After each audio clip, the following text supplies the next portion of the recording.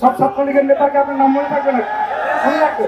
আমরা এখানে যারা বক্তব্য ছাত্রলীগের প্রেসিডেন্ট সিস্টেম এইগুলি দিয়ে, এই যে অনেক কেন্দ্রের যারা ছাত্রলীগের এদের নিয়ে আমরা তো নাম জানতাম না। পরবর্তীতে ছাত্রলীগ যদি বেঁচে থাকতো মানে 5 আগস্ট না করতো, সাদিক খান ছাত্রলীগের ভালো ক্যান্ডিডেট ছিল, সেন্ট্রাল নেতা, কারণ বুদ্ধি আছে তো, চালাক ছিল। এখন সে তাদের একমাত্র ন্যারেটিভ ছিল কি, তারা আপনার লেজুর ভিত্তি করে না। ঢাকা বিশ্ববিদ্যালয়ে যারা আছেন এই যে শুনতেছেন, লেজুর ভিত্তি করে না। এখন মানুষ কত বড় বাদ পার হতে পারে। এরা এখন কোথায়, এখন এই মুহূর্তে কোথায়? দাঁড়িপাল্লার ভোট থেকে রাকিব নাসির কোথায়? অপরাজয় বাংলার সামনে রাকিব নাসির কোথায়? সাদিক কায়েম কোথায়? লেজুর ভিত্তি কারা করে? লেজুর ভিত্তি কারা করে?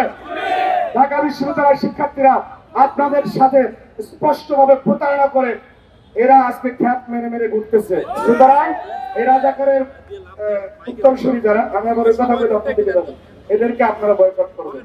সর্বশেষ বক্তব্য, এই দেশে 46 থেকে 50 লাখ আমাদের মা বোন গার্মেন্টসে চাকরি করে, কর্মজীবী, তাদেরকে যে শব্দচয়ন এই যে কপি শফিক চাচা করেছে, কপি শফিক চাচা, আরে ভাই আপনার কোনো বানাই বলতেছি। এই লোক তারেক রহমান যখন দেশে আসলো, সে সাধারণের চেয়ারে বসছে, 2 দিন পরে দেখা ওই লোক একে নেমে গেছে। এরপরে বললো যে বাস থেকে নেমে কথা বলুন, হ্যাঁ, পরের দিন চাচা দিয়ে বাস উঠে গেছে। আরে ভাই আপনি তো লিমিট রাখেন বন্ডামে। আপনি কি মনে করেন 2 দিন আগের ভিডিও ক্লিপ এখন সামনে আসবে না? 71-এ যে বিরোধিতা করছেন, আগামী করছেন, সেই ভিডিওই তো সামনে আসতেছে, 2 দিন পরে আসবে না?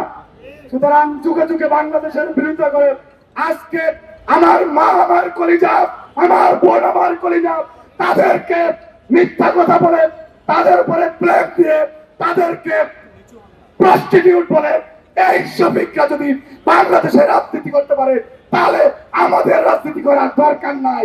সুতরাং আমরা ঐক্যবদ্ধভাবে 71 থেকে 24-এ যারা বাংলাদেশের বিরোধিতা করেছে, আজকে একটা কথা বলে শেষ করি। আমরা প্রত্যেক নামাজে একটা সূরা পড়ি, সূরা নাম ফাতিহা। সূরা, এখানে একটা আয়াত আছে, ইয়াকা না'বুদু ওয়া ইয়াকা নাস্তাঈন, অর্থাৎ শুধুমাত্র তোমার ইবাদত করি এবং কেবল তোমারই সাহায্য প্রার্থনা করি। এটা বান্দা আল্লাহর কাছে কয়। জামাতের আমির কার কাছে সাহায্য চায়? আমেরিকার কাছে। কার কাছে সাহায্য চায়? দিল্লির কাছে। সাহায্য চায় না?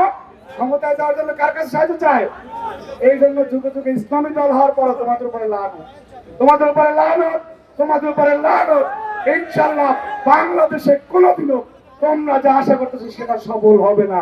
12 তারিখ খালি হাতে, ব্যর্থ, বিফল মনোরথে এই যে কথা বলছো, এই পাপের প্রায়শ্চিত্ত ভোগ করে বাসায় যাবা।